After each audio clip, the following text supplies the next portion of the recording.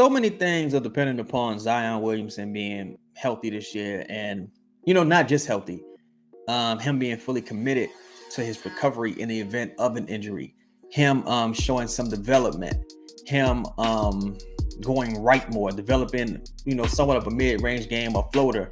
Saw a nice turnaround jumper he'd been working on with Teresa Witherspoon. Shout out to her. And some other developments he's started to show signs of prior to his injury. So much is dependent upon that. And I mean, personally, I would have liked to see the team get a little independence of Zion. Of course, you're never going to replace a person that talented, but I would have liked to see the team go out and add some reinforcements. That way, the sum of their parts may have been able to replicate some of the things Zion was able to do. I think it's a very critical year for Zion, for Zion's brand. I'm not a person I'm not very judgmental of people's personal lives. I don't really care what these guys do when they're not on the court. I don't think that that's necessarily our business if they aren't hurting anyone. And we, or a lot of people who aren't in the public eye, have the privilege of messing up or, doing what some people, or, making what some people may consider mistakes in private. So I'm definitely not a person who's too concerned with Zion's private life. I'm just really hoping that we can see a Joel Embiid type turnaround, man. I really think that's so critical to the Pelicans' future success. So when you look at what the front office is doing, it appears that at this stage, they're putting most of their eggs in the Zion will be healthy basket. And that's risky. All things considered, that's risky. You may have seen some reports about Zion being more committed to the city of New Orleans than ever before. What's that? What that's based upon? What does that look like? I don't know. Personally, I ain't really tripping on you being that committed, bro. Most of these people, these players, they live somewhere else during the offseason. That's their prerogative. This is a job.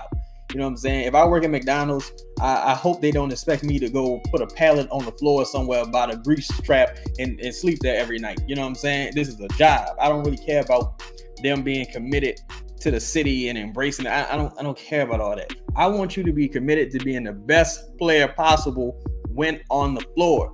And that starts with losing some weight. I think 265, 270 would be the ideal playing weight for a guy like Zion.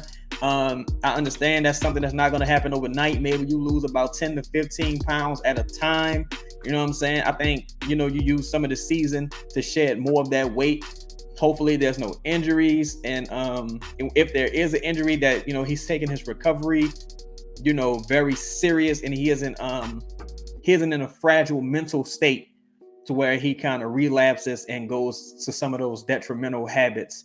But this guy's all world, man. This guy is all world when healthy. At this stage in his career, he's already played more games than Joel Embiid had, by this point in his career. Two-time All-Star. I think he would have been a finalist for MVP had he stayed healthy. I think the Pelicans would have finished potentially a top 4 team had he stayed healthy. It's just been really unfortunate his tenure here. But personally, I'm one of them people who still look at Zion like when this guy gets it, it's going to be, it's going to be hell to pay for a lot of people who is in his way. This dude's a runaway freight train. You know what I'm saying? You've seen him. Double teams don't matter. Triple teams don't matter. Quadruple teams don't matter. This dude's still finishing over guys, finishing through guys, putting his elbow in their chest. You know what I'm saying? He flexing on them. He plays with an attitude. You saw that dunk he did against the Phoenix Suns. And if you're saying you've ever been more excited to be a Pelicans fan, I would have to question that. Some people go to the playoffs. I'm like, yeah, okay, cool. You know what I'm saying? But during the regular season, that was some wild shit. That dunk to finish that game was incredible. You saw what he did versus the Toronto Raptors, where he had like 2-3 dunks back to back to back. You saw what he did versus the Timberwolves, where he just put the team on his back, had D'Angelo Russell crying like a hoe. You know what I'm saying? He's just a monster. He's just a monster. And if that dude ever puts it together, man, if he takes his health serious, if he can shed some of that weight, maybe shed some of that muscle, maybe, I don't know, become a vegan, get on the keto diet. It's really not that difficult to lose 20, 30 pounds in health, like in a healthy manner. over a summer. It's not very difficult, especially when you have the resources that Zion has. He doesn't have to cook for himself. He doesn't have to do any of that shit. He can just hire somebody. He already has a chef. He just gotta. It's not so much him showing up to camp in shape. He showed up to camp in incredible shape. He was dominating the scrimmages. He was a man among boys. You know what I'm saying? That's just the reports that was coming out. You know what I'm saying? I'm not taking no shots at nobody. That's the reports that was coming out. He was tiers above everyone during the Pelicans training camp and scrimmage.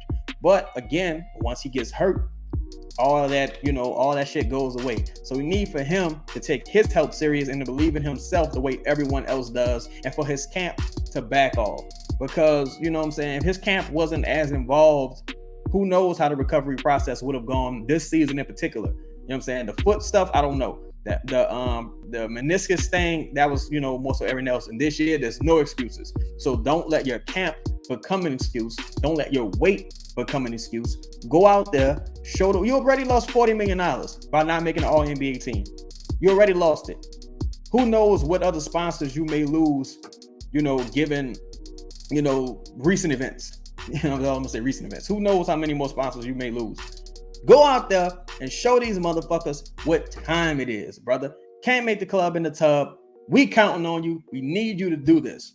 This podcast is sponsored by the Birdsall Law Firm, the official injury lawyers of Boot Krewe Media, located at 918 Porter Street by the Superdome. Give them a call at 504-523-5413 if you or someone you know has been involved in an accident, and be sure to mention we sent you. Birdsall Law Firm, the official injury lawyers of Boot Krewe Media.